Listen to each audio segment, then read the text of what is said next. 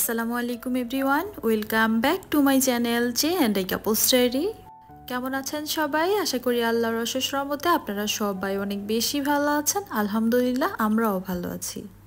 চলে আসলাম নতুন আরও একটি ব্লগ নিয়ে। আশা করি ব্লগটি আপনাদের কাছে ভালো লাগবে।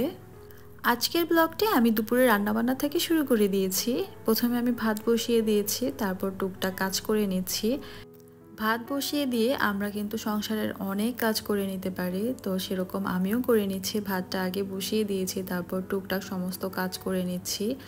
এদিকে দেখলাম লবণটাও শেষ হয়ে গিয়েছে, তো লবণের জারটা আমি রিফিল করে নিচ্ছি। হেল্পিং হ্যান্ড ছাড়া একা হাতে আমি যেভাবে আমার সংসারের সমস্ত কাজ সময়ের মধ্যে করে থাকি, তো সেটাই আজকে আপনাদের সাথে শেয়ার করব। আসলে আমরা সব গৃহিণীরাই সংসারের সমস্ত কাজগুলা একটা নির্দিষ্ট সময়ের মধ্যে শেষ করে থাকি। অনেকের হয়তো বা হেল্পিং হ্যান্ড আছে, আবার অনেক আপুরাই আমি দেখি হেল্পিং হ্যান্ড ছাড়া সংসারের সমস্ত কাজ নিজে একা হাতে করে থাকে, বাচ্চা কাচ্চা সামলিয়ে থাকে। তো আসলে সংসারের অনেক কাজ থাকে, একটা ছোট্ট সংসার হোক বড় সংসার হোক, সংসারে অনেক কাজ থাকে। একটা ভিডিওতে সংসারের সমস্ত কাজ আসলে দেখানো পসিবল না। তো আমি যতটুকু পারছি অতটুকু আপনাদের সাথে শেয়ার করছি, আশা করি আপনাদের ভালো লাগবে।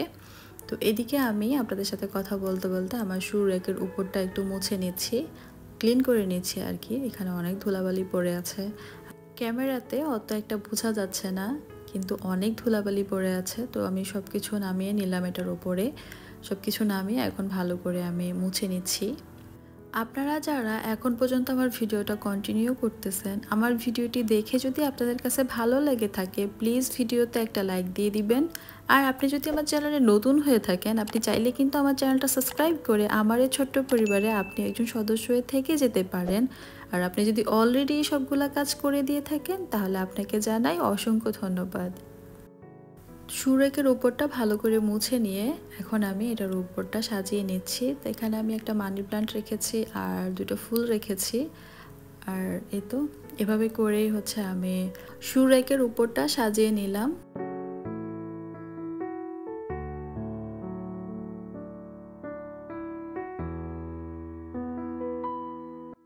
আর এটা হচ্ছে আমার বাসার এন্ট্রান্সের সামনের ওয়ালটা।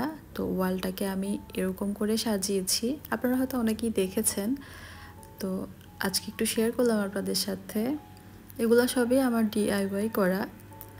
তো আমি এরকম করে আমার এন্ট্রান্সটা সাজিয়েছি, একটা সুরেক রেখেছি আর সামনের ওয়ালটাতে আমি নিজে ডিআইওয়াই করা অনেকগুলো ফ্রেম আর হচ্ছে এই জিনিসগুলো রেখেছি। এখানে আপনারা যে দুইটা প্লান্টার দেখতে পাচ্ছেন, এখানে আমি মানি প্লান্ট লাগিয়েছিলাম, বাট মানি প্লান্টগুলো মরে গিয়েছে, তো তার জন্য এটা এখন খালিই রয়েছে। তো আমার সাজানোটা কেমন হয়েছে অবশ্যই আমাকে কমেন্টস করে জানাতে পারেন। এখন চলে আসলাম বেডরুম গুছানোর জন্য। বেডরুমটা অনেকটাই এলোমেলো ছিল, তো সেটা আমি গুছিয়ে নিয়েছি, বেডশিটটা চেঞ্জ করে নিয়েছি। আর এটা দেখতে এরকম লাগছে। আমি ডিআইওয়াই করতে অনেক বেশি পছন্দ করি, তা আমার ঘরের প্রতিটা কোণায় আপনারা কিছু না কিছু ডিআইওয়াই অবশ্যই পাবেন। তো যাই হোক, এখন চলে আসলাম কিচেনে, রান্না শুরু করতে হবে। এটাকে আপনারা অনেকে হয়তো বা কিডনি বিনস নামে চেনেন, আবার অনেকে রাজমাও বলে থাকেন। তো এটা আজকে আমি রান্না করব। রাজমাটা শুকনো ছিল, তার জন্য আমি পানি দিয়ে সারা রাত এটাকে ভিজিয়ে রেখেছিলাম। তো ভিজিয়ে রাখার কারণে এটার উপরের যেই স্কিনটা মানে খোসাটা অনেক বেশি নরম হয়ে গিয়েছে, আর এটা ছাড়াতে আমার কাছে অনেক বেশি সহজ লাগছে। তো এই তো দেখতেই পাচ্ছেন আমি সবগুলা রাজমার খোসা ছাড়িয়ে নিয়েছি।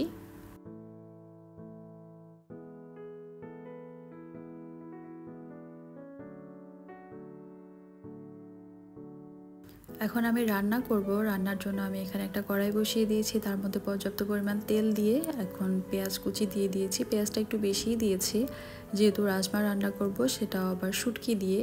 পেঁয়াজটা দেওয়ার পর এখানে আমি সামান্য রসুন কুচি দিয়ে দিলাম। পেঁয়াজ আর রসুনটা আমি সামান্য একটু ভেজে নেব। রান্না করতে করতে আপনাদের সাথে একটা গল্প শেয়ার করি, যে গল্পটা আপনাদের সাথে কখনো করা হয়নি। আমি আসলে লজ্জায় এতদিন কাউকে কোনো কিছু জানাইনি। আমি আমার প্রথম হাজব্যান্ডের সাথে ডিভোর্সের পরে দ্বিতীয় বিয়ে করি। আমার দ্বিতীয় হাজব্যান্ড আমার সাথে এই কাজ করে। এই লজ্জায় আমি আমার উপরে এত বড় অত্যাচার হওয়ার পরও আমি কাউকে কোনো কিছু জানাতে চাইনি। এখন আমি নিরুপায়, আমি বেঁচে থাকতে পারবো কিনা এটাও আমি আর বুঝতে পারতেছি না। আমার হাজব্যান্ড আমাকে এপ্রিলের 10 তারিখে 2024-এ খুন করার চেষ্টা করে।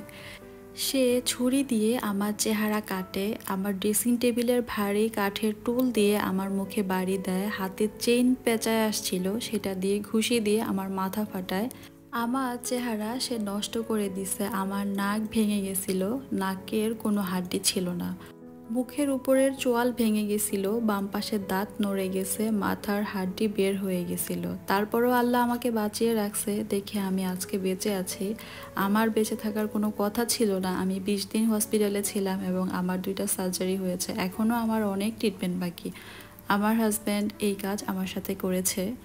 সে অ্যারাবিয়ান বোরকা কালেকশনের মালিক, তার অনেক টাকা, অনেক পাওয়ার, তাই আমি এতদিন পুলিশের কাছে কোনো হেল্প পাইনি। তবে এখন আবার চেষ্টা করব, পুলিশকে আবার বলবো হেল্প করতে। এখন যখন নতুন সরকার আসছে, আমার এত বড় ক্ষতি করার পরও রনি এখন আবার আমাকে খুন করতে চায়। ফোন দিয়ে বলছে এবার আমার মুখে অ্যাসিড মারবে, বাসার সামনে দাঁড়ায় থাকে। সবার সাহায্য ছাড়া এখন আমার বেঁচে থাকা কঠিন হয়ে গেছে। মরেই যদি যাই তবে সবাইকে জানাই মরবো, আর কিছুই করার নেই। আমি এতক্ষণ যে গল্পটা বললাম আপনাদের সাথে সেটা হচ্ছে একটা আপুর গল্প। রয়া তাসনিম নামে একজন আপু আছে, ওনার সাথে এই ঘটনাটা ঘটেছিল। এটা ফেসবুকে একদম ভাইরাল এখন। উনি ওনার ফেসবুকে এসে এই কথাগুলো বলেছে, বিভিন্ন শোতে এসেও বলেছে। উনি কিছু ছবিও পোস্ট করেছিল, ওই ছবিগুলো দেখার পর এবং ওনার ফেসটা দেখার পর আমার অনেক বেশি খারাপ লেগেছে। কারণ যত যাই হোক হাজব্যান্ড ওয়াইফের মধ্যে অনেক সমস্যাই হতে পারে, তার জন্য এভাবে মারাটা ঠিক হয়নি, ওনার ফেসটাই নষ্ট করে দিয়েছে। এটা দেখার পর অনেক বেশি খারাপ লেগেছে আমার কাছে। গল্প বলতে বলতে ভিডিও সম্পর্কিত কোনো কিছুই আমি আপনাদেরকে বলিনি। এখানে আমার হাজব্যান্ড 10 কেজি আটা নিয়ে এসেছে। আমরা যেহেতু 2 জন মানুষ, 10 কেজি আটা আমাদের অনেক বেশি। আমাদের 2 জনের এই 10 কেজি আটা অনেক দিন চলে যায়। আমি এই আটাটা কিভাবে সংরক্ষণ করি তো সেটাই শেয়ার করব আপনাদের সাথে।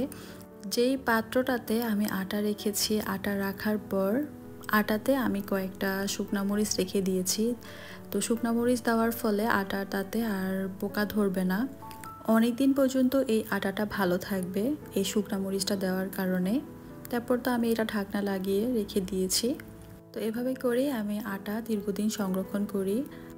আর এদিকে ডিমগুলোও গুছিয়ে নিচ্ছি। কাজের ফাঁকে কিন্তু আমি রান্নাও করে নিচ্ছি। এখানে আমি রাজমাটা কষানোর জন্য রেখে দিয়েছিলাম। এখানে আমি সামান্য একটু হলুদ, মরিচ, একটু আদা রসুন আর জিরা গুঁড়া দিয়েছি। এটা দিয়ে আমি রাজমাটা সিদ্ধ করে নিয়েছি। দেখতে পাচ্ছি মোটামুটি সিদ্ধ হয়েছে। তো এই পর্যায়ে আমি ছুরি শুটকিটা অ্যাড করলাম। এখন ছুরি শুটকিটা দিয়ে আমি কিছুক্ষণ আর একটু কষিয়ে নিব। আর এই রান্নাতে কিন্তু অবশ্যই গরম পানিটাই দিতে হবে। গরম পানি দিলে কিন্তু এই রাজমাটা তাড়াতাড়ি সিদ্ধ হয়ে যাবে আর তরকারিটা খেতে অনেক বেশি মজা লাগবে। তো দেখতে পাচ্ছেন রাজমাটা মোটামুটি সিদ্ধ হয়ে গিয়েছে। এখন আমি এখানে বেগুন দিয়ে দিব। আর এই শুটকি রান্নাটা যে এত বেশি মজার হয় আসলে আপনারা না খেলে বুঝতেই পারবেন না। অনেক বেশি মজার এই রেসিপিটা, আমার তো অনেক বেশি ভালো লেগেছে। এতক্ষণ আমি যে আপুটার গল্প আপনাদের সাথে শেয়ার করেছিলাম, আপনারা হয়তো বা অনেকেই ফেসবুকে দেখেছেন ওনার গল্পটা, বা ইউটিউবে অনেকেই দিয়েছে। তো যেটাই বলবো, আসলে উনি বলছে যে ওনার ফেসটা নষ্ট করার জন্য ওনার হাজব্যান্ড এই কাজগুলো করেছে। আবার ওনার হাজব্যান্ড বলতেছে যে ওনার হাজব্যান্ড এই কাজটা করেনি, অ্যাক্সিডেন্টলি হয়ে গিয়েছে। আসলে কোনটা সত্যি কোনটা মিথ্যা সেটা আমরা জানি না, আল্লাহ ভালো জানে আর ওনারা ভালো জানে। তো যেটা বলবো, হাজব্যান্ড ওয়াইফের মধ্যে অনেক ঝগড়াঝাটি হয়ে থাকে, অনেক কিছুই হয়ে থাকে। তো সেটা যদি এই পর্যায়ে চলে যায় এটা কখনোই ঠিক না, যে একজনের ফেস এভাবে নষ্ট করে দেওয়াটা কখনোই উচিত হয়নি, বা এভাবে ওনাকে মারাটাও উচিত হয়নি। তো সবশেষে আমি যেটা বলবো, নারী সুন্দর হওয়ার চেয়ে তার ভাগ্য সুন্দর হওয়াটা বেশি জরুরি। আর ভালো একজন লাইফ পার্টনার পাওয়া আসলেই ভাগ্যের ব্যাপার। নারী যত বেশি সুন্দর হোক, সেই সৌন্দর্য কিন্তু বেশি দিন থাকে না। তো যাই হোক, আমি কিন্তু অনেক কিছুই বলে ফেলেছি, ভুল ত্রুটি হলে আমাকে ক্ষমা সুন্দর দৃষ্টিতে দেখবেন। আর আমার রান্নাটাও দেখেন কমপ্লিট হয়ে গিয়েছে। তো ভিডিও শেষ পর্যায়ে চলে এসে সবাই ভালো থাকবেন। আল্লাহ হাফেজ, আসসালামু আলাইকুম।